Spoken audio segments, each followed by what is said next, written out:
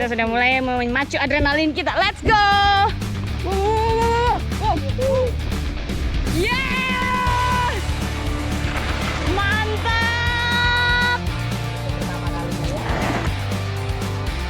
Oke, kita coba dulu. Oke, Mas, saya sampai akhirnya. Mas, pelan Mas. Nah, itu dia. Durian merah.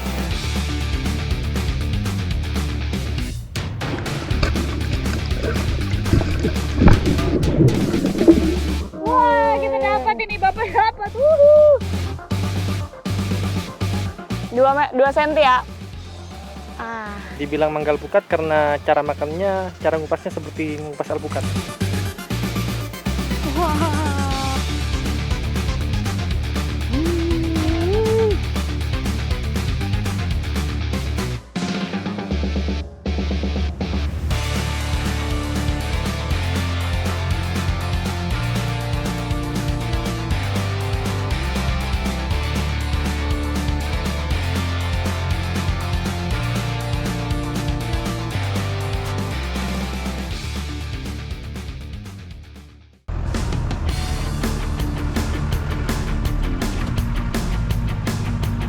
Semeru, gunung tertinggi di Pulau Jawa, menjadi lokasi pembuka petualangan saya.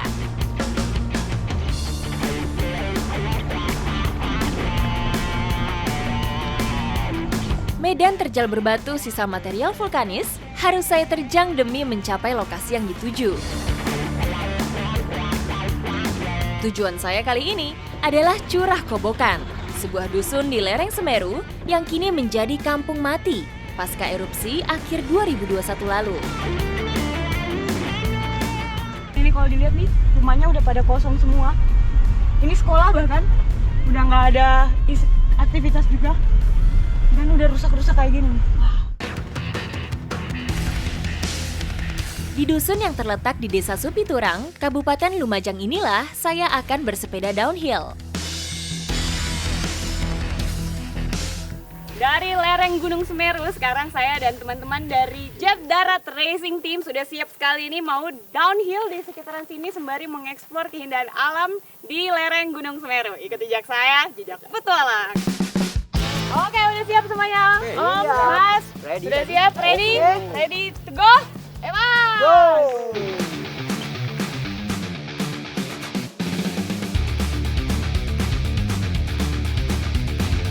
Berada di ketinggian 1.200 meter di atas permukaan laut, Curah Kobokan memiliki kontur alam yang cocok untuk trek downhill. Kita sudah mulai memacu adrenalin kita. Let's go! Pelan.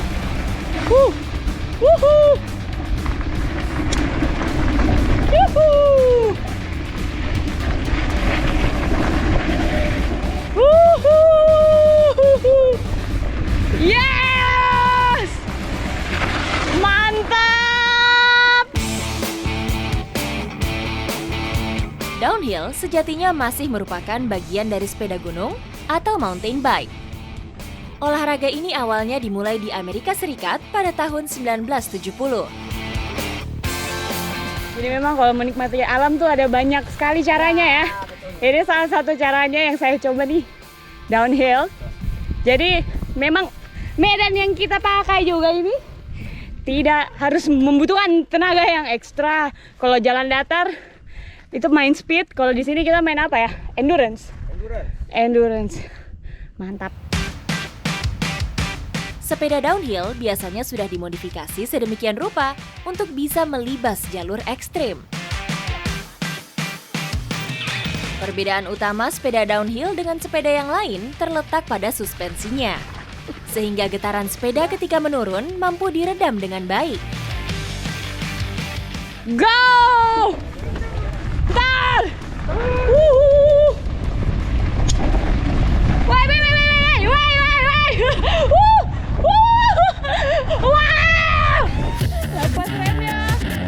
Meskipun terasa mengasyikkan, downhill di gunung berapi yang masih aktif seperti di Semeru membuat saya tetap harus waspada. Nah, karena kita lagi di aliran lahar, ini juga harus ekstra hati-hati karena cuacanya juga kita harus perhatiin. Kalau enggak, ini bisa karena masih aktif ini ya. Aktif sekali. Jadi kita harus jaga-jaga juga, jangan sampai tiba-tiba keluar laharnya. Benar saja, alat pendeteksi dini atau early warning system mencatat adanya aktivitas vulkanik di puncak Semeru. Oke, kita di warning supaya naik ke atas karena ini tampaknya cuacanya sudah mulai hujan dan karena kita di aliran lahar, jadi keselamatan nomor 1, makanya kita mau naik kembali ke atas. Oke, let's go.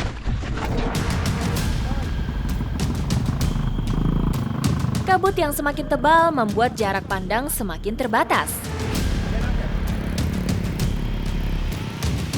Wah, ini tadi kita mainnya di bawah sana dan tiba-tiba beberapa menit kemudian ini udah mulai kabut sekali seperti ini. Terus tadi ada beberapa kali bunyi-bunyi kayak ledakan gitu. Orang-orang di sini percaya kalau itu adalah letusan-letusan kecil gunung Semeru di atas. Dan karena ini aliran laharnya, jadi kita mau cari tempat yang aman karena sudah mulai ada bau-bau belerang juga. Oke, kita langsung aja. Suasana pun terasa mencekam. Saya langsung menaiki kendaraan untuk bergeser ke lokasi yang lebih aman.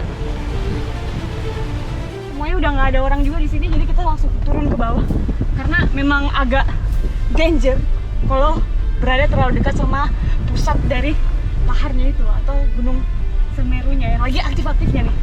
Itu jejak saya, jejak petualang.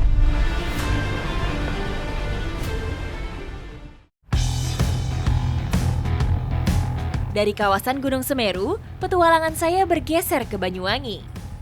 Keindahan alamnya berpadu selaras dengan tradisi masyarakatnya, menjadi cerita petualangan saya di bumi osing. Karena sekarang di Banyuwangi lagi musim durian, sekarang kita sudah mau menuju ke kebun durian dan mau panen durian yang tidak biasa, namanya durian merah Tawangalun. Ikuti jejak saya, jejak petualang. Kecamatan Songgon dikenal sebagai sentra penghasil durian di Banyuwangi. Si raja buah yang dihasilkan di sini bukan hanya berkualitas, tapi juga memiliki berbagai varian. Salah satunya adalah durian merah.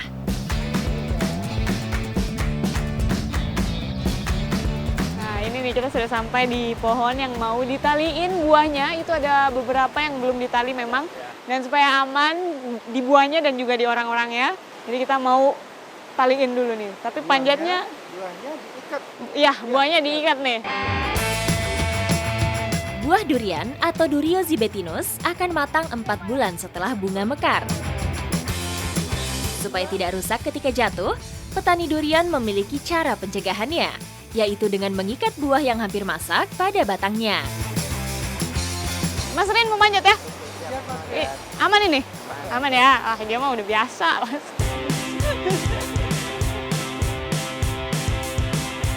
Oke, kita coba dulu. Oke, nah saya sampai akhirnya. Nice. Nah, sudah sampai nih. Oke, kita mau pasang tali. Ini cukup sederhana karena memang hanya dibutuhkan tali seperti ini. Ini gimana nih, Mas? Kasih masukan itu. Masukkan ini ke sini. Duriannya dulu. Duriannya dulu ke talinya. Ya. Kayak gini. Nah, terus ditarik. Yang panjang ditarik. Oh, panjangnya ditarik. Simple. Oke, terus ini diikat kayak gini ya. Nah, satu sudah terikat, nanti kita mau pasang lagi yang di atas. Tuh bagiannya Mas Rin. Sekarang waktunya panen durian. Durian merah yang mau saya panen ini tengah berbuah banyak. Nah, ini kita sudah sampai di pohon yang mau diambil buah duriannya. Ini lagi musim, jadi satu pohon ini ada ratusan, Pak. Ratusan buahnya. Sekarang kita mau panjat. Bapak mau panjat? Siapa yang panjat? Mas kami yang manjat. Kita bantu apa ya? Bantu doa bersama. Oh, ini ya Mas ya, tangganya. Iya. Pakai bambu satu kayak gini. Ini Enggak pakai unik lubang. dan keren sekali. Jadi memang yang panjat nih harus yang sudah terbiasa juga. Karena kalau tidak terbiasa kita bisa jatuh, kehilangan keseimbangan atau ya salah pijak, itu bahaya banget ini. Pohon durian merah setinggi 30 meter ini sekilas tidak memiliki perbedaan dengan pohon durian pada umumnya. Mas, hati-hati mas. Wih, udah hilang.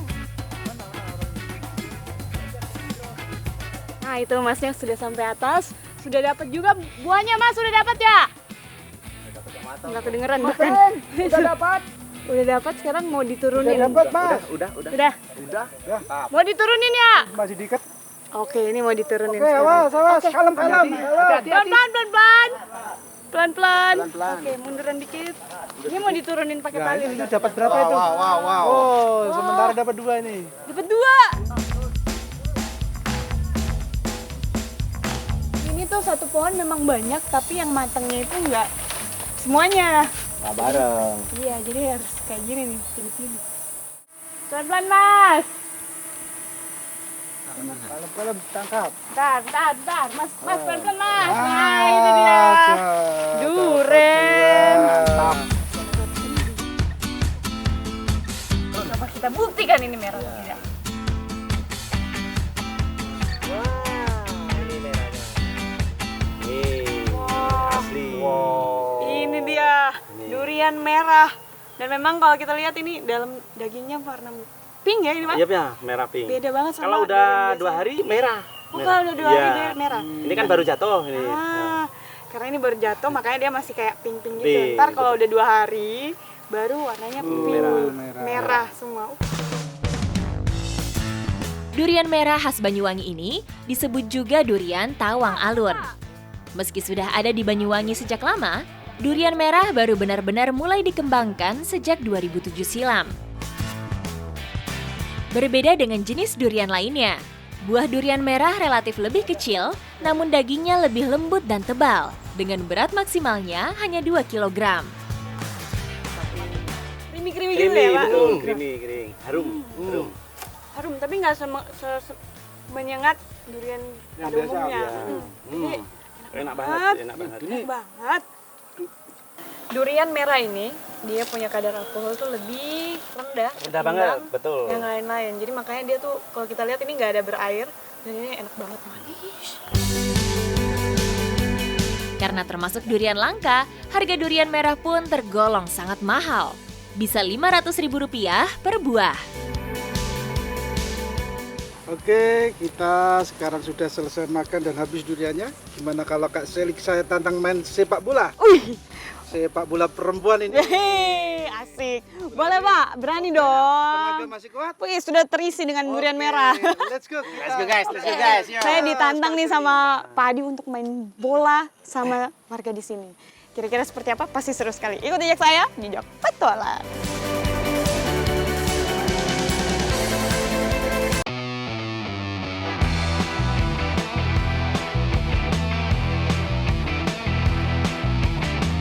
Di lapangan hijau Kalibendo Banyuwangi inilah, saya akan berjibaku melawan ibu-ibu setempat dalam mengolah si kulit bundar. Daster khas emak-emak ini pun menjadi kostum kami. Nah, sekarang saya sudah ketemu sama ibu-ibu ini. Kita sudah pakai outfit kita masing-masing, pakai daster dan mau main bola nih di lapangan ini. Ini pasti seru sekali, apalagi sama ibu-ibu sini yang cantik-cantik. Ikut jejak saya, jejak petualangnya. Ayo Ibu, let's go. Siap semua. Oke Ibu, let's go. Pelan sekali. Sebagai olahraga terpopuler di dunia, sepak bola bisa dimainkan oleh siapapun, termasuk emak-emak. Meski semarak sepak bola putri di Indonesia masih kalah jauh dibandingkan kaum Adam, tapi tidak menyurutkan antusiasme ibu-ibu ini dalam bertanding. Wah, ternyata jadi striker. Capek. Let's go.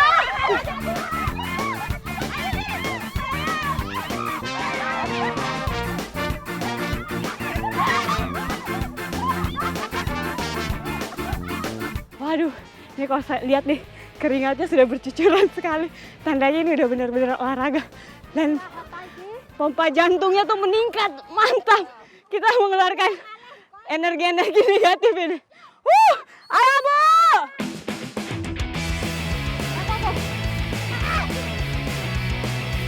Kendati luas lapangan yang digunakan tidak sampai setengahnya, namun sulit sekali rasanya untuk mencetak gol.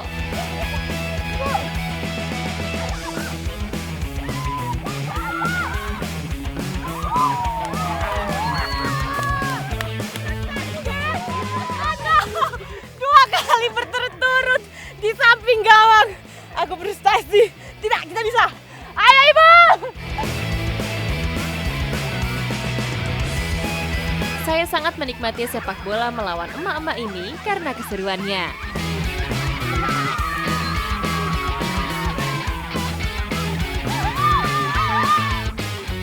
Dan yang bikin fun lagi nih, kalau kita lihat outfit kita nih memang berbeda.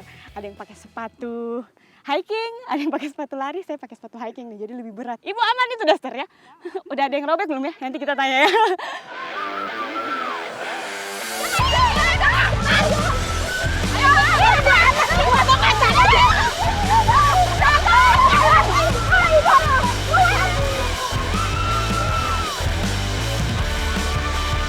Lebih banyak ketawanya.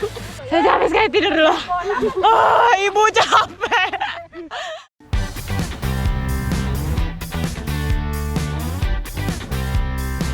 Dari Banyuwangi, saya bergeser ke arah pesisir utara, tepatnya menuju Kabupaten Situbondo.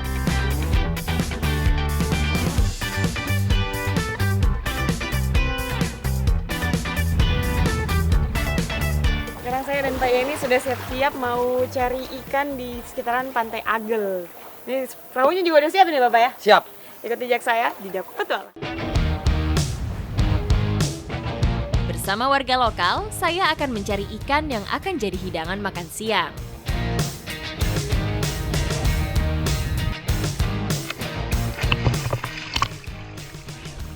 Oke, kita mau ke spotnya sekarang. Tuh Bapak udah di depan sana. Dan ini kalau dibilang dasarnya ini pasir sama lumpur, jadi keruh, nggak kelihatan apa-apa. Saya juga tadi pas berenang nggak kelihatan apa-apa. Di tempat yang keruh seperti ini, spearfishing atau teknik mencari ikan dengan cara menembak tentu tidak semudah di perairan jernih. Ini airnya dingin banget. Airnya dingin banget juga ini. Tapi memang kalau kita lihat di bawah agak kurang bisa kelihatan. Oh. Kena duri babi nih Pak, di sini nih. Kenanya di sini. Saya nggak bisa lihat apa-apa, jadi nggak sengaja kena duri babi nih. Wah Pak, gimana ya?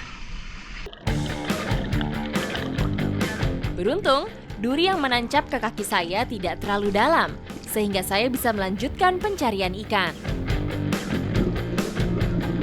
Tidak berselang lama, kami berhasil mendapat tangkapan pertama. Wah, ini dia. Oke. Katanya ini agak ini ya, Pak? Ada racunnya soalnya di Ada racun. putusnya itu. Ini dia, Bapak sudah dapat ikan pari. Memang di sini biasanya dimakan ya, Pak? Ini Dimakan. apa namanya? Blue dots ya? Blue dots. Itu dia. Mari Bapak, coba saya punya. Ikan pari total biru atau Taenura lima adalah sejenis ikan pari yang tersebar di perairan tropis. Wah, kita dapat ini, Bapak dapat. Ini dia ikan sembilang. Habitatnya ini biasa di batu-batuan seperti ini. Iya. Jadi cukup sulit juga mencarinya. Iya, soalnya di belakangnya batu, sampai di bawahnya batu ini. Di bawahnya batu. Mantap. Mantap Bapak. Hai, stop dulu. Ya, ikannya. Ikan sembilang banyak ditemukan hidup di laut dangkal yang tidak jauh dari daerah muara. Harus hati-hati dalam menangani lele air laut ini karena patilnya yang beracun. Meski demikian, racun dari patil ikan sembilang tidaklah mematikan. Nah, ini dia, kalau kita lihat ini ada kayak kumis-kumisnya ini. Ini fungsinya tuh untuk sebagai sensor kalau dia lagi cari makan. Karena kan kalau di bawah tuh agak susah ya. Jadi ini sensor-sensornya nih. Karena airnya semakin dingin ini, Iya. kita olah aja ya Pak ya. Oke. Biar perut kita kenyang. Iya. Let's go, kita ke darat. Ayo Pak.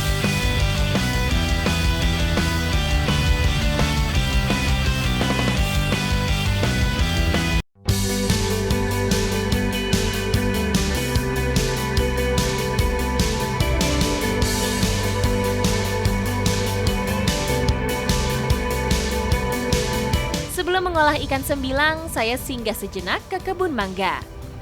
Mangga ini rencananya akan menjadi salah satu bumbu olahan ikan sembilang nantinya. Di Desa Sopet, Situbondo ada mangga yang berbeda dari mangga biasanya nih. Ikuti jejak saya, Jejak Petualang. Ayo Mas, sini ya.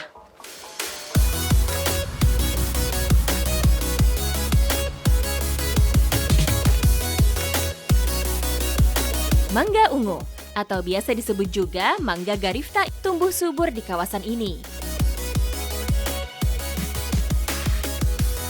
Garifta ini kalau kita lihat dari fisiknya nih warnanya kayak ungu kemerahan.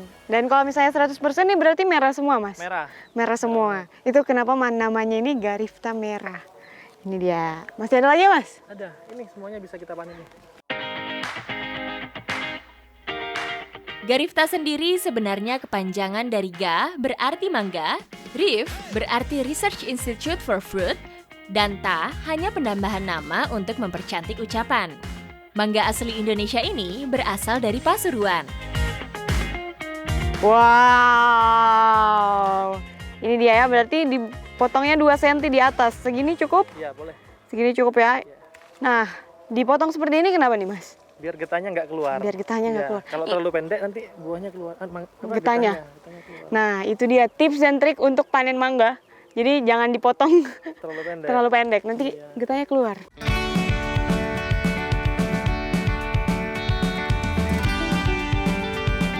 Mangga ini merupakan hasil persilangan mangga-mangga lokal terbaik dan mulai dikembangkan sejak tahun 1990. Segini ya. Tahun 2012, mangga garifta mulai diperkenalkan ke publik. Wow, ini juga udah 90% nih, Mas. Iya. Wah, berarti semakin muda dia semakin ini ya. Gepeng, yang muda gepeng. Makin muda Kalau semakin yang tua gepeng. itu dia gemuk. Ya. Ah, yang muda tuh yang kayak ini ya. Ini nih, Iya, yang gepeng-gepeng ini muda masih.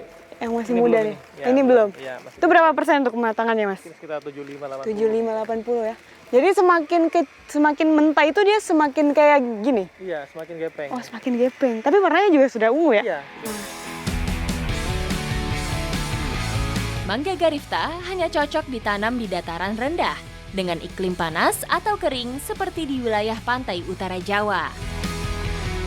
Ini dia, kalau yang nggak dipotong ini langsung getahnya keluar nih. Tapi kalau yang tadi kita potong tuh getahnya nggak keluar. Ini memang kalau jauh-jauh kayak gitu ya, Mas ya? Iya, pakai galah. Pakai galah. Nah, yang menariknya nih di mangga garifta ini tuh bagian yang berwarna ungu ini adalah bagian yang terkena cahaya matahari. Sedangkan yang di belakang ini tidak terkena sinar matahari, jadi dia tetap hijau. Jadi semakin ungu dia berarti tempat itu semakin terekspos sinar matahari. Oke, kita naik dulu. Ini ternyata pendek memang. Dan batangnya nih kalau dilihat kecil-kecil juga nih, jadi harus hati-hati. Yang mana nih, Mas? Ini ya, bagus ya. Oke, ini dia yang kita mau ambil segini ya. Ini, Mas ya, udah bisa. 2 cm ya di atas buahnya. Ah, ini dia satu sudah beres. Ini, Mas, punten.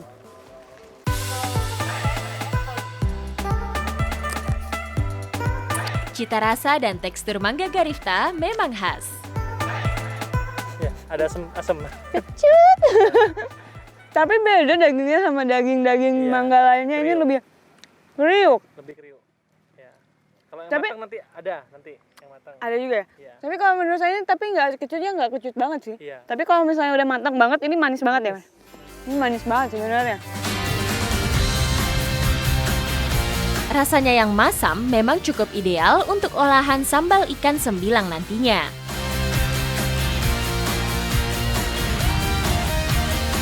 Selain mangga garifta, di sini juga ada mangga jenis lain yang memiliki cita rasa manis, yaitu mangga alpukat. Dibilang mangga alpukat karena cara makannya, cara ngupasnya seperti ngupas alpukat. Oh iya, coba Mas. Oh, Muter gini. muter-muter. Nah, ini sih. Oke, Mas. Ya, kita diputer. Diputer. Ya, Coba, Mas. Wih, beneran loh. boleh silakan. Wah, ini dia mangga grafik. Bukan dong, mangga alpukat. Mangga alpukat. Rasanya nih manis kayaknya ya, Mas. Manis nih. Pakai sendok nih nanti. Aduh, aromanya enak banget. Bawa sendok, Mas? Bawa. Boleh, Mas. Coba, ini dia sendoknya. Wah, mantap. Kita mau coba makan mangga Alpukat. alpukat. Yang aromanya saya sudah bikin ngiler. Coba ya.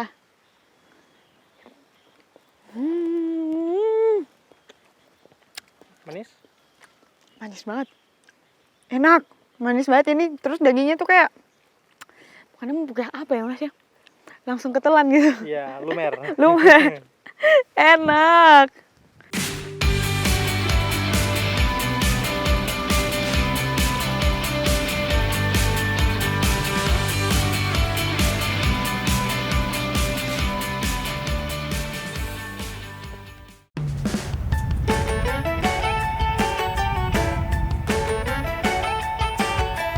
Bahan-bahan dan semua bumbu sudah siap. Sekarang saya, Bapak dan Ibu Yeni mau olah ikan sambilang tadi yang sudah Bapak dapat. Jadi makanan ikan sambilang kecap dan sambal garista.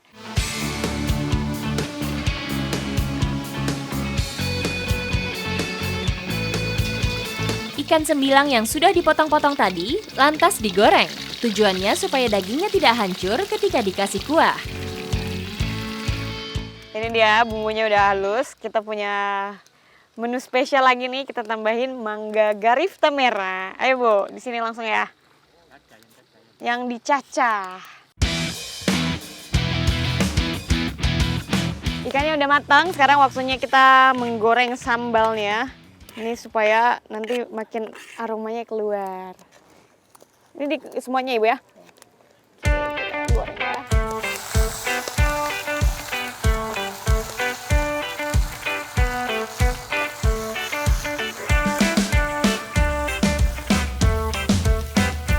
Ciri khas olahan semur adalah rasa manis yang berasal dari kecap manis.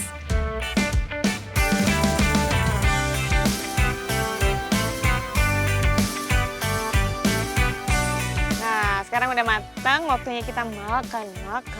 Ayo Pak, Bu. Makan ya. Sini, tak ambilin coba. Mari Pak. Mari. Punten. Sedikit.